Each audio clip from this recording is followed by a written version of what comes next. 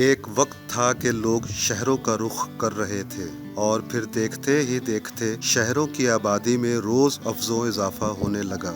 بڑھتی ہوئی آبادی سے گوں نہ گوں مسائل جنم لینے لگے۔ رہائش کے مسائل کے ساتھ ساتھ معیشت پر بھی برے اثرات پڑنا شروع ہو گئے۔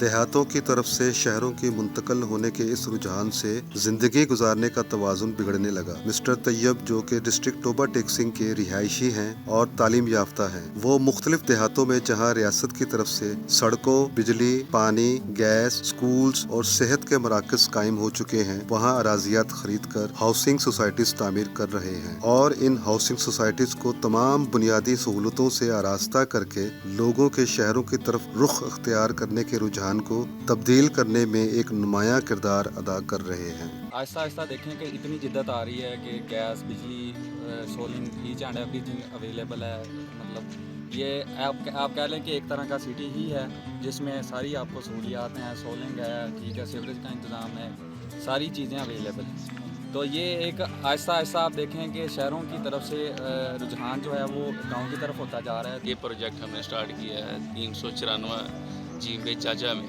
عوام اپنا گاؤں میں زیادہ پریفر کر رہی ہے، جس کی وجہ سے یہ ہے کہ ماحول جو ہے نا وہ ادھر کا اچھا ہے۔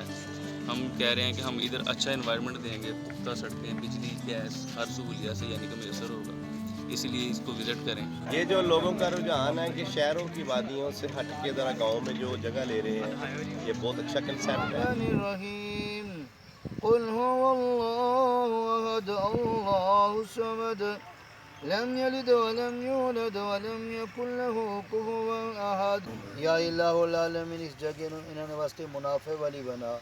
مولا کریم تو رحیم ہے، کریم ہے، سب نو رزق دینے والا ہے۔ مولا کریم جنہوں بچیاں نے خریدی انہوں نے وسیع رزق عطا فرما۔